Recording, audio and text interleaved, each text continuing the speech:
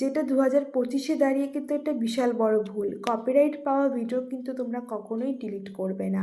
আর YouTube community গাইডলাইন্সে বলে দেওয়া আছে যে কোনো রকম কপিরাইট মিউজিকের 1 সেকেন্ডও নেওয়া যাবে না। ভুল করেও কপিরাইট মিউজিক ব্যবহার করবে না। আমরা সবাই নিয়মিত ভিডিও আপলোড করি, কিন্তু সঠিকভাবে আপলোড করি না, যার জন্য আমাদের ভিডিওতে ভিউজ আসে না। আমরা কিন্তু আমাদের ভুলগুলো অ্যানালাইসিস করেও দেখি না যে আমাদের ভিডিওতে কোনো কপিরাইট এসেছে কি না। ঠিক আছে, আমরা শুধু ভিডিওটা আপলোড করে বসে পড়ি। আচ্ছা, ভিডিও শুধু আপলোড করলেই কিন্তু হবে না, আমাদের কিন্তু চেক করতে হবে নিয়মিত। তারপর আমরা কিছু বড় ভুল করে থাকি, যেমন আমরা ভিডিও ডিলিট করে ফেলি, যেটা 2025-এ দাঁড়িয়ে কিন্তু একটা বিশাল বড় ভুল। কপিরাইট পাওয়া ভিডিও কিন্তু তোমরা কখনোই ডিলিট করবে না। আর ইউটিউব কমিউনিটি গাইডলাইন্সে বলে দেওয়া আছে যে কোনো রকম কপিরাইট মিউজিকের 1 সেকেন্ডও নেওয়া যাবে না। ভুল করেও কপিরাইট মিউজিক ব্যবহার করবে না। চ্যানেলে যদি বেশি পরিমাণ কপিরাইট থাকে তাহলে কিন্তু মনিটাইজেশনের সময় প্রবলেম হতে পারে। ভিডিও শুরু করার আগে তোমাদের কাছে একটা ছোট্ট অনুরোধ, তোমরা প্লিজ আমার কমিউনিটি পোস্টে গিয়ে এই পোস্টটায় তোমরা একটু ভোট করে দিও। আমি জানতে চেয়েছিলাম যে তোমরা কোন সময় আমার ভিডিও দেখো, তাহলে আমার একটু বুঝতে সুবিধা হয় আর আমি সেই সময় তোমাদের কাছে ভিডিওটা পৌঁছে দিতে পারবো, আর তোমরাও নোটিফিকেশান পেয়ে আমার ভিডিওটা দেখতে পারবে। ভিডিও যখনই আমরা আপলোড করব আমরা কিন্তু আনলিস্টেড করে আপলোড করব, তাহলে যদি আমাদের ভিডিওতে কপিরাইট আসে আমরা কিন্তু সেটা দেখতে পাবো। ঠিক আছে, আর দেখার পর আমরা কিন্তু সঙ্গে সঙ্গে সেই কপিরাইটটা তুলেও ফেলতে পারবো। তাই পাবলিক করে তোমরা কখনোই ভিডিও পোস্ট করো না, আগে তোমরা দেখে নেবে তোমাদের ভিডিওতে কপিরাইট এসেছে কি না। আচ্ছা, ভিডিও শেষে আমি তোমাদের বলবো কপিরাইট থাকলে কি কি ক্ষতি হতে পারে। তো আমি ফোনের ক্রোম ব্রাউজারে ক্লিক করে নিচ্ছি, আর সেখানে সার্চ করে নেব studio.youtube.com বলে। একমাত্র এখান থেকেই কিন্তু আমরা যে ভিডিওটায় আমরা কপিরাইট পেয়েছি সেটা কিন্তু আমরা রিমুভ করতে পারবো। ঠিক আছে, এটা কিন্তু আমরা ইউটিউব অ্যাপ বা ইউটিউব স্টুডিও অ্যাপ থেকেও আমরা পারবো না। একদম মেন যে চ্যানেল সেটিং এসিও আমরা করি সেইখানেই কিন্তু আমরা এটা দেখতে পাবো আর আমরা রিমুভ করতে পারবো। তো কিভাবে করব সেটা তোমাদের বলি। আর প্রথমেই বলি, আমিও কিন্তু আমার একটা ভিডিওতে কপিরাইট পেয়েছি রিসেন্টলি। আর তোমরা কিন্তু যখনই দেখবে যে তোমাদের ভিডিওতে কোনো কপিরাইট এসেছে কিনা তোমরা কিন্তু সঙ্গে সঙ্গে কপিরাইটটা তুলে দেওয়ার চেষ্টা করবে, তাহলে তোমার কী বলো তো চ্যানেলের এফেক্টটা পড়বে না। তো আমি যে ভিডিওটা কপিরাইট পেয়েছি সেটাতে আমি ক্লিক করে নেব। ঠিক আছে, এই যে InShot zoom in and zoom out বলে ভিডিওটাতে আমি কপিরাইট পেয়েছি। এই যে কপিরাইট লেখাটায় ক্লিক করলাম, দেখলে ওখানে সি ডিটেলস বলে একটা জিনিস আছে, ওখানে ক্লিক করবে। ক্লিক করার পর দেখতেই পাবে ওখানে লেখাই থাকবে যে copyright claim, this is a copyright claim not a copyright strike. আচ্ছা, কপিরাইট ক্লেম হলে কিন্তু তোমরা সঙ্গে সঙ্গে রিমুভ করতে পারবে।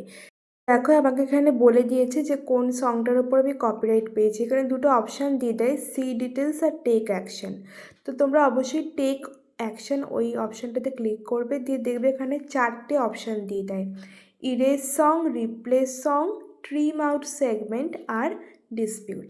ইরেজ সং মানে তুমি ওই সংটা ডিলিট করে দিতে পারো, তোমার বাকি যে কন্টেন্টটা, বাকি যে ভিডিওটা তুমি যা যা বলেছো বা যা যা করেছো সবটাই থাকছে। রিপ্লেস মানে তুমি ওই সংটা রিপ্লেস করে অন্য সং দিয়ে দিলে। ট্রিম আউট সেগমেন্ট মানে ওই পোর্শনটাই তুমি কেটে বাদ দিয়ে দিতে পারো।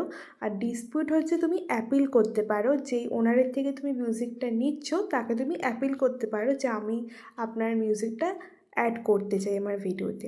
তো আমি তোমাদের বলবো তোমরা সবচেয়ে ভালো ইরেজ সং করবে, তাহলে তোমাদের কন্টেন্টের ওপর কোনো এফেক্ট হবে না, প্রভাব পড়বে না, তোমার কন্টেন্টটা কিন্তু সেরকমই থাকবে ঠিক যেমনটা তুমি চাও।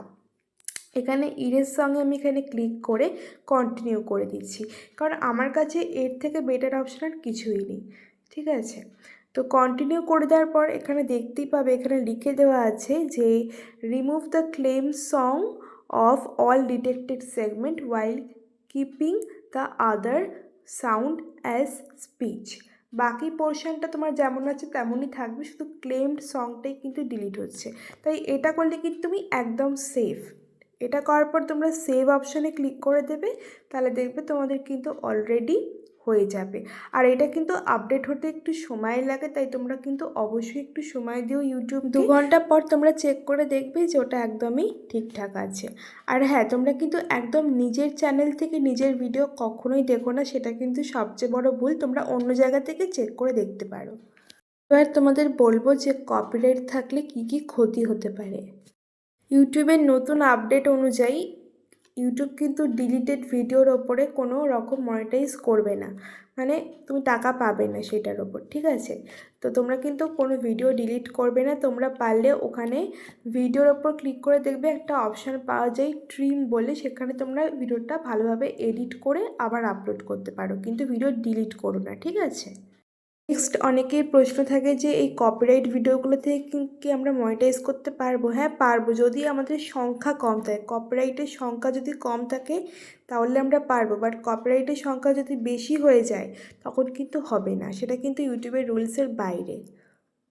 তোমরা যখনই ইউটিউব থেকে কোনো ভিডিও মিউজিক ডাউনলোড করে তোমাদের নিজের ভিডিওতে দিচ্ছ, তোমরা কিন্তু অবশ্যই দেখে নেবে যে সেটা সত্যিকারের কপিরাইট ফ্রি কিনা। কারণ এরকম অনেক চ্যানেল আছে যারা কিন্তু বলে থাকে যে কপিরাইট ফ্রি মিউজিক, কিন্তু আমরা যখন ওটাকে দিই আমাদের ভিডিওতে তখন কিন্তু কপিরাইট ফ্রি হয় না, অলরেডি কপিরাইট চলে আসে, ঠিক আছে? তো সবশেষে তোমাদের একটা কথাই বলবো, যারা যারা ইউটিউবে ভিডিও আপলোড করছো তারা অবশ্যই অরিজিনাল কন্টেন্টের ওপর ভিডিও করো, কোনো রকম কপি করা কন্টেন্ট নিয়ে ভিডিও করো না। আর সং যেটা যদি তোমরা দিয়েও থাকো কপিরাইট ফ্রি সং দাও, বা বেটার কোনো সং ইউজ করো না, ঠিক আছে? তো যদি তোমাদের কাছে এই ভিডিওটা উপকারী হয়ে থাকে তোমরা কিন্তু অবশ্যই ভিডিওটাকে একটা লাইক করে দিও, লাইক করলে আমি মোটিভেট হই। আর চ্যানেলটা সাবস্ক্রাইব করে দিও, একটা কমেন্ট করো যে তোমাদের উপকার হলো কি না। চলো বন্ধুরা, আজকের মতো টাটা।